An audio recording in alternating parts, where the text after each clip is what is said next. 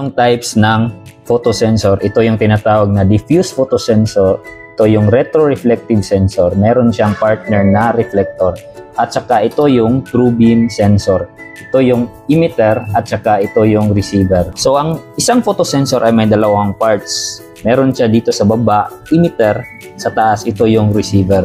So itong diffuse photosensor, wala siyang ibang accessories. So makikita nyo to sa mga CR, sa mga mall. Ito yung nagdi-detect kung tapos na kayong umihi or tapos na kayong naghugas ng kamay. Tapos pag umalis kayo, pinapaandar niya yung tubig. So example, meron akong object dito.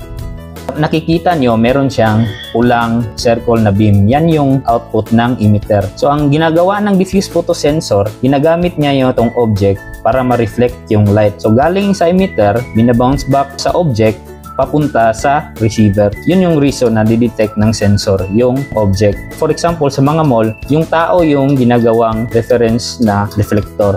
So, itong retroreflective sensor, meron siyang partner na reflector. So, ang ginagawa ng retro, nag-i-emit ng light yung emitter papunta sa reflector. Tapos, yung reflector, ni-reflect niya sa receiver.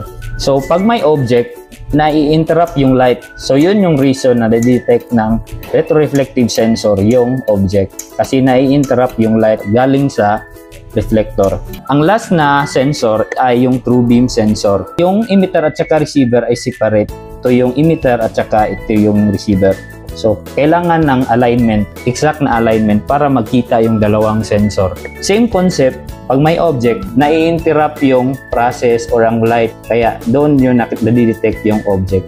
So, itong tatlong to, meron siyang specific na area na gagamitin mo tong diffuse, retro, at saka true beam. So, for example, pag ang area nyo is mahirap maglagay ng reflector, pwede nyo gamitin yung diffuse photosensor.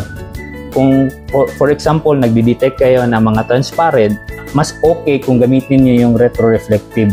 Pero pag sa safety naman, mas okay yung true beam. Kasi sa tatlong to, ang pinakamataas na distance ay itong true beam. So in the next video, tuturuan ko kayo paano ito integrate sa PLC or ano yung purpose ng mga sensors na to. So watch out. Thank you.